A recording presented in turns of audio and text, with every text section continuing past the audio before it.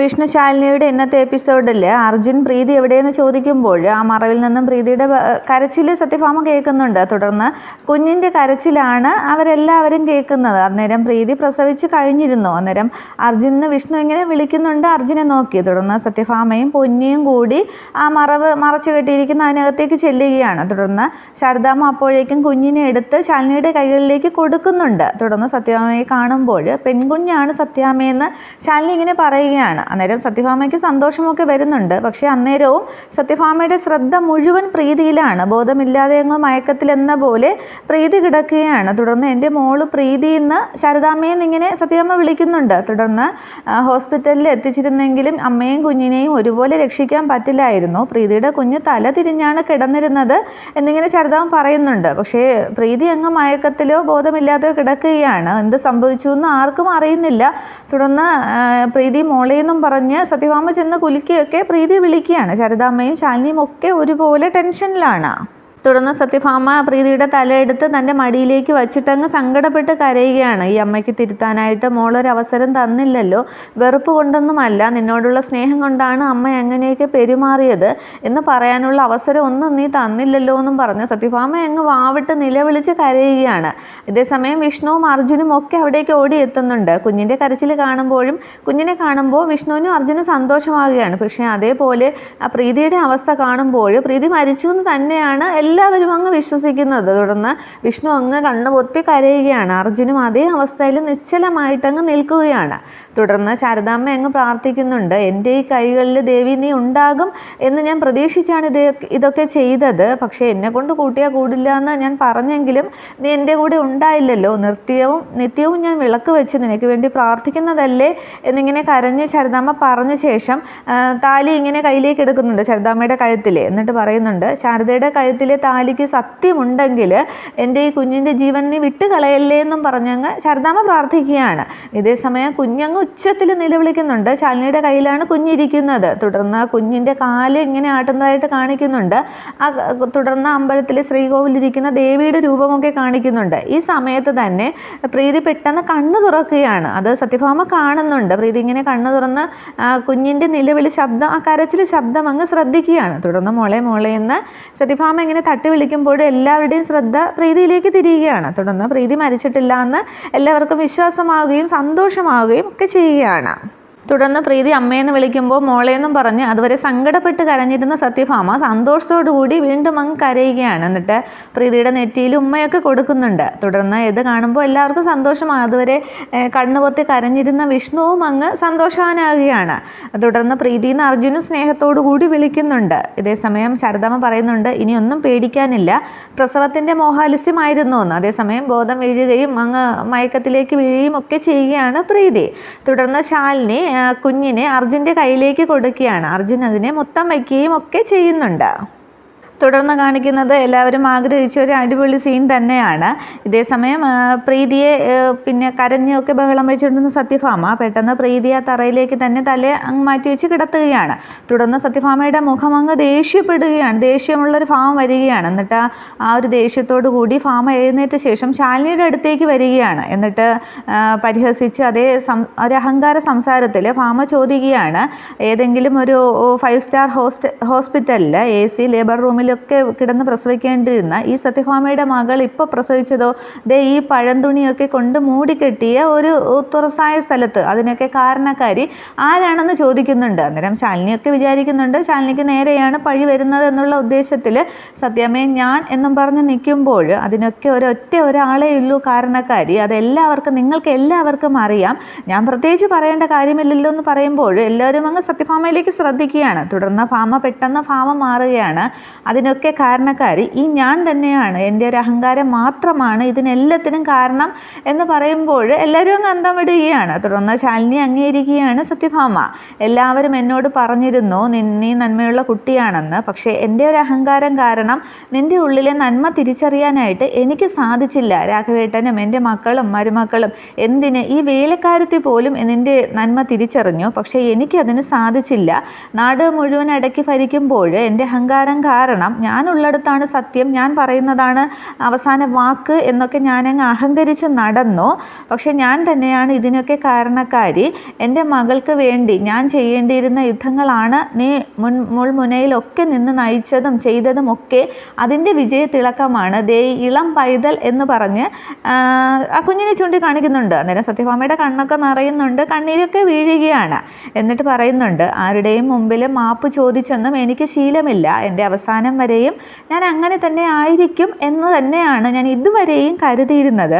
പക്ഷെ നിൻ്റെ മുമ്പിൽ കൈകൂപ്പി മാപ്പ് പറഞ്ഞില്ലെങ്കിൽ ഈ സത്യഭാമ അല്ലാതാകും, അല്ലെങ്കിൽ ദൈവം എന്നോട് ക്ഷമിക്കില്ല. ചെയ്ത തെറ്റിനും എല്ലാത്തിനും നീ എനിക്ക് മാപ്പ് തരണം എന്ന് പറഞ്ഞ് ശാലിനിയുടെ മുമ്പിൽ അങ്ങ് കൂപ്പ് കൈയോടുകൂടി നിന്നങ്ങ് തൊഴുകയാണ് സത്യഭാമ. ഇത് കാണുമ്പോൾ അർജുനും ശാരദാമ്മയ്ക്കും വിഷ്ണുവിനും ഒക്കെ സന്തോഷമാകുന്നുണ്ട്. തുടർന്ന് എന്താ സത്യാമ്മ ഇത്, അതിനുള്ള കുറ്റങ്ങളൊന്നും സത്യാമ്മ ചെയ്തിട്ടില്ല എന്ന് പറഞ്ഞാൽ കൈയങ്ങ് പിടിച്ച് താഴ്ത്തുകയാണ് ശാലിനി. മറ്റാരുടെയോ സ്നേഹത്തിന് വേണ്ടി ആ സ്നേഹത്തിന് അഭിനയിച്ചതിനൊക്കെ മുമ്പിൽ ഞാൻ നിൻ്റെ സ്നേഹം കാണാതെ പോയതാണ് എന്നിങ്ങനെ ശാലിനിയുടെ കൈപിടിച്ച് പറയുന്നുണ്ട്. അന്നേരം സത്യാമ്മ എന്നോട് മാപ്പൊന്നും പറയണ്ട എന്ന് ശാലിനി പറയുകയാണ്. അന്നേരം അങ്ങനെ പറയുന്നത് നിൻ്റെ മനസ്സിൻ്റെ ഉള്ളിൽ നന്മയാണ് എന്ന് പറഞ്ഞിട്ട് ശാരദാമ്മയോടും പറയുന്നുണ്ട്. ശാരദാമ്മേ, നിങ്ങളുടെ പുണ്യമാണ് ഈ മകള്. നിങ്ങൾ ഈ മകളെ എന്നെ ഏൽപ്പിച്ചപ്പോൾ അതിൻ്റെ വില മനസ്സിലാക്കാനായിട്ട് എനിക്ക് സാധിച്ചില്ല എന്ന് പറഞ്ഞ് ഭാമയങ്ങ് കരയുകയാണ്. അന്നേരം ഇതൊക്കെ അർജുൻ അന്നേരം തറയിലേക്ക് ഇരുന്ന ശേഷം പ്രീതിയെ തലയെടുത്ത് തൻ്റെ മടിയിലേക്ക് വെക്കുന്നുണ്ട്. തുടർന്ന് പ്രീതിയും ഇതൊക്കെ കാണുകയും കേൾക്കുകയും ഒക്കെ ചെയ്യുന്നുണ്ട്.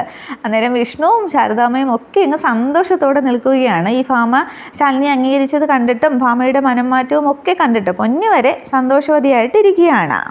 മടിക്കുത്തിൽ മരതകം വെച്ചിട്ട് മറ്റെന്തോ തേടി നടക്കുന്ന ഒരു മരമണ്ടിയായിരുന്നു ഞാനെന്നും പറഞ്ഞ് ശാലിനിയുടെ കൈ ഇങ്ങനെ ചേർത്ത് പിടിച്ചിട്ട് അതിലിങ്ങനെ ആ കയ്യിലേക്ക് ഇങ്ങനെ തല വെച്ചൊക്കെ അടിച്ച് മരമണ്ടിയാണ് ഞാനെന്നൊക്കെ പറഞ്ഞ് അങ്ങ് കരയുകയാണ് ഭാമ. തുടർന്ന് അയ്യോ സത്യാമ്മ അങ്ങനെയൊന്നും പറയണ്ടെന്ന് ശാരദാമ്മയും പറയുന്നുണ്ട്. ഈ സ്നേഹപ്രകടനവും ഒക്കെ കണ്ടിട്ട്, ശാലിനിയോടുള്ള ഭാമയുടെ സ്നേഹമൊക്കെ കണ്ടിട്ട്. അന്നേരം ഭാമ പറയുന്നുണ്ട്, ഒന്നും ചെറുതായിട്ട് കാണണ്ട ശാരദാമ്മേ, നിങ്ങളും ഒരു പുണ്യം തന്നെയാണ്.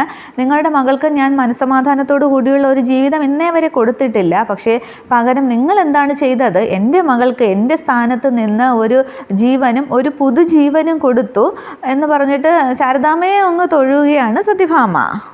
നിങ്ങളെനിക്കൊരു പിൻഗാമിയും തന്നു, പിന്നെ അപ്പോൾ എന്നെക്കാളും പ്രീതിയെക്കാളും ഒക്കെ ഈ കുഞ്ഞിനെ അവകാശിയായി ഇരിക്കേണ്ടത് ശാരദാമ്മയും ഈ ശാലിനിയും തന്നെയാണ് എന്ന് ശാരദാമ്മ പറയുമ്പോൾ, അയ്യോ അങ്ങനെയൊന്നും അല്ല സത്യാമ്മേ, ഈ മനോഹരമായ വാക്കുകൾ, വാത്സല്യമുള്ള വാക്കുകൾ സത്യാമ്മയിൽ നിന്നും കേട്ടല്ലോ, അത് മതി എനിക്ക്.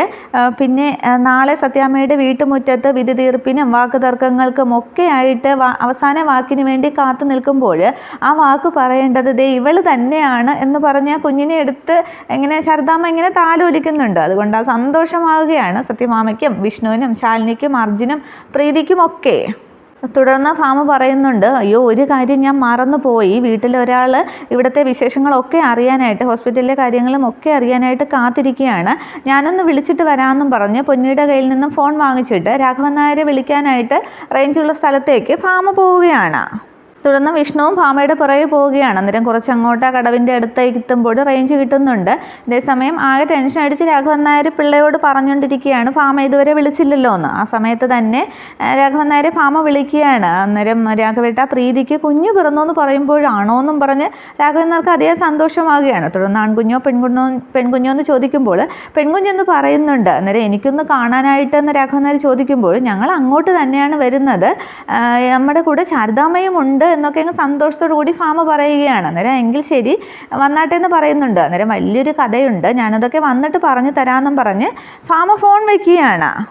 അന്നേരം ഭാമയുടെ അടുത്ത് വിഷ്ണു നിൽപ്പുണ്ട്. അന്നേരം സന്തോഷത്തോടു കൂടി മോനെന്നും പറഞ്ഞ് ഇങ്ങനെ വിഷ്ണുവിൻ്റെ തോളിൽ കൈവയ്ക്കുമ്പോൾ ആ കൈ പിടിച്ചങ്ങ് ഉമ്മ വയ്ക്കുകയാണ് അമ്മയെന്നും പറഞ്ഞ് വിഷ്ണുവിൻ്റെ കണ്ണൊക്കെ നിറഞ്ഞിരിക്കുന്നെങ്കിലും ആകെ സന്തോഷത്തിലാണ്. തുടർന്ന് വിഷ്ണുവിൻ്റെ തലയിലും കവിളിലുമൊക്കെ ഭാമ തലോടിയിട്ട് വാന്നും പറഞ്ഞ് അവരുടെ അടുത്തേക്ക് പോവുകയാണ്.